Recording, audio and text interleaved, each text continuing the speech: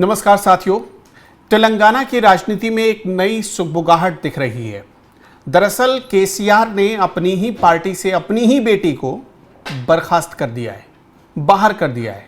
उनकी बेटी का नाम कविता राव है और के चंद्रशेखर राव ने अपनी बेटी को सिर्फ इसलिए बाहर कर दिया क्योंकि उनको लगता था कि वो बागी हो चुकी हैं और उनसे उनकी पार्टी को बड़ा नुकसान हो सकता है। उनको ये डर था कि कविता कहीं पार्टी ना तोड़ दें। उनको ये डर था कि उनकी पार्टी के बड़े नेताओं के संपर्क में कविता थी और उनकी कुर्सी खतरे में थी, उनके बेटे की कुर्सी खतरे में थी। कुल मिलाकर परिवार में अब अंतरकलह इतना बढ़ गया है कि ये समझिए कि जो 2 साल पहले केसीआर चले थे प्रधानमंत्री बनने का सपना लेकर, वो केसीआर अब मुख्यमंत्री भी बन पाएंगे या नहीं। मुख्यमंत्री तो छोड़िए, उनकी पार्टी उनको मुख्यमंत्री का दावेदार भी बना पाएगी नहीं, ये भी अब संशय है, क्योंकि परिवार में ही इतने धड़े होते जा रहे हैं। अब पूरी जानकारी क्या है, पूरा मामला क्या है, क्यों पिता और बेटी दोनों अलग हो गए, दोनों एक दूसरे की परछाई बनकर एक दूसरे के साथ रहते थे अभी तक। हर उस मौके पर जब केसीआर कहीं जाते थे तो उनकी बेटी कविता जाती थी उनके पीछे पीछे। मतलब आप ये कह सकते हैं कि परछाई बनकर बेटी ने हमेशा पिता का साथ दिया, हर एक फैसले में साथ दिया। लेकिन अब पिता ने बेटी को ही पार्टी से बाहर कर दिया है। पंकज जी, ये जो फैसला हुआ है, जो निलंबित किया गया है कविता राव को, इसके पीछे की सबसे बड़ी वजह क्या निकल कर आ रही है? इसके पीछे की वजह तो आपने बता ही दिया कि पारिवारिक कलह है, लेकिन मैं कहानी एक बताता हूं। ये कविता राजनीति में नहीं थी, ये विदेश में पढ़ रही थी, कंप्यूटर साइंस वगैरह सब कुछ पढ़ रही थी। अचानक अब इनकी बेटी आती है, उस वक्त तेलंगाना राष्ट्र समिति था पार्टी का नाम। 2013 में ये आती हैं राजनीति में। 2014 में निजामाबाद से लोकसभा का टिकट मिलता है, निजामाबाद की पहली महिला सांसद बन जाती है। अब तक सब कुछ ठीक है, लेकिन कहानी में ट्विस्ट है कि के कविता के आने के पहले उस पार्टी में सेकेंड इन कमांड हुआ करते थे टी रामाराव, KTR, जो कि केसीआर के बेटे हैं। और उसके बाद वहां पे एक है टी हरीश राव, जो कि भतीजे हैं, पुराने खिलाड़ी हैं। दोनों की आकांक्षाएं हैं कि केसीआर के बाद मैं ही अगला वारिस, तो मैं ही हूं ना, क्योंकि हम ही सब देख रहे हैं ये के कविता कहां से आ गई। उस बीच एक खेला होता है। 2024 में एक शराब घोटाला पकड़ा जाता है दिल्ली में। अरविंद केजरीवाल, मनीष सिसोदिया, हमारे दर्शक उसके बारे में जानते हैं। उसमें के कविता का नाम सामने आया। के कविता ने शराब घोटालेबाजों को 100 करोड़ के रिश्वत का इंतजाम किया था, ये खबर आई। ऐसा कहा गया, मंगूटा शायद, अगर मैं आरोप लगा तो हाँ। अब उस केस में ये गई जेल। के कविता 6 महीने दिल्ली के तिहाड़ जेल में रही। इस 6 महीने के बीच फिर एक खेला होता उस पार्टी में। इस 6 महीने में के कविता का किसी ने साथ नहीं दिया। और फिर होता है, ये जेल से बाहर आती हैं, 2024 का लोकसभा चुनाव होता है, निजामाबाद से ये चुनाव हार जाती हैं। और हारने में के कविता ने आरोप लगाया कि वो तिकड़ी एक है वहां पे, केटी रामाराव का, टी हरीश राव का और पार्टी के सांसद संतोष कुमार का, इन तीनों ने मिलकर मुझे हरा दिया। इनका यह भी आरोप है कि इन तीनों ने न सिर्फ मुझे भ्रष्टाचार के आरोप में फंसाया, बल्कि मेरे पिता को भी कालेश्वर परियोजना में फंसा दिया, जो घोटाला हुआ था। मुझे और मेरे पिता को बदनाम करने के पीछे पार्टी के अंदर की ही एक लॉबी काम कर रही है, यह के कविता का आरोप है। और वो लॉबी क्यों काम कर रही है?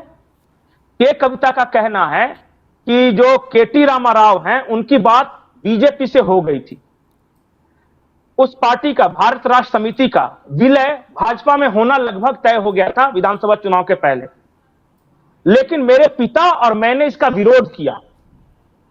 अब जब हमने विरोध किया तो उन लोगों ने, क्योंकि पार्टी में ही थे, पार्टी में जो ये जो घोटाले घपले वगैरह सरकार में थे, वो तो पिता को फंसाने के लिए कालेश्वरम प्रोजेक्ट का फाइल निकलवा के ऊपर केंद्रीय एजेंसी को इशारा किया और मुझे फंसाने के लिए शराब घोटाले में। और दोनों केंद्रीय एजेंसियों ने हम दोनों को फंसाया है। यह के कविता का आरोप है। आज भी के कविता कहते हैं कि मेरे पिता भगवान हैं, लेकिन वो राक्षसों से, शैतानों से घिरे हुए हैं। ये तो के कविता का आरोप है। लेकिन अब दूसरे तरफ की कहानी, कविता पर क्यों कार्रवाई हो गई? कविता राव पर कार्रवाई होने का क्या ऐसा केसीआर को लगता है कि अगर वो कार्रवाई नहीं करेंगे तो पार्टी उनके हाथ से चली जाएगी? एग्जैक्टली अब आप समझें, अगर कार्रवाई नहीं करेंगे तो पार्टी टूट जाएगी। ये डर है वो केसीआर को।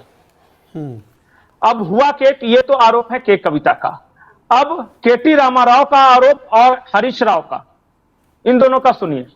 इन दोनों का आरोप यह है कि वो पॉलिटिक्स में नहीं थी, आया, पार्टी ने उसे सम्मान दिया, सब कुछ ये हमने किया, लेकिन जैसे ही वो सांसद बनी वो दिल्ली में लॉबिंग करने लगी, लाइजनिंग का काम करने लगी, और उस लाइजनिंग के काम में कई तरह के आरोप लगे हैं। जितने भी भ्रष्टाचार के आरोप हैं वो के कविता की वजह से लगे हैं, और ये सारे की डीलिंग दिल्ली से हुई है। जब ये लगा, बोला कि उसमें से एक में फंसी जिसमें हमारा कोई योगदान नहीं था, तो इसने हम पे भी आरोप लगाना शुरू कर दिया और मीडिया में खुल के बोलना शुरू कर दिया। तो जो पार्टी के अनुशासन को भंग करेगा उस पर तो कार्रवाई होनी चाहिए। अभी जो के कविता है वो एमएलसी है वहां। इनका यह कहना है कि एमएलसी भी पार्टी की कृपा से मिला है इनको, क्योंकि ये तो चुनाव हार गई थी, इनको तो कुछ मिलना नहीं चाहिए था। अब उनका आरोप है, जो दूसरा गैंग है, उनका आरोप है कि के कविता राज्यसभा की सदस्यता लेना चाहती है, क्योंकि सब कुछ तो इसका दिल्ली में सेटअप है। ये एमएलसी रह के क्या करेगी हैदराबाद में? तो ये दिल्ली हैदराबाद फ्रीक्वेंट करते रहती है। ये आरोप है दूसरे तरफ के लोगों का।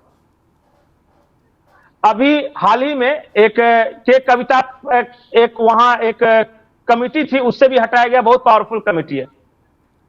जब हटाया गया तो इन्होंने 6 पन्ने की चिट्ठी लिख दी। बोग्गू गनी। हाँ, बोग्गू गनी।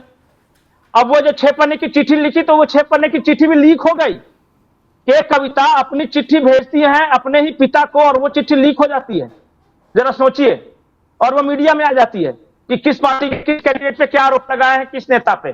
तो जिन जिन नेताओं पे आरोप लगाया था वो सब गोलबंद हो जाते हैं। के कविता पॉलिटिक्स, इंटरनल पॉलिटिक्स में हार जाती हैं और पार्टी से निकाली जाती हैं।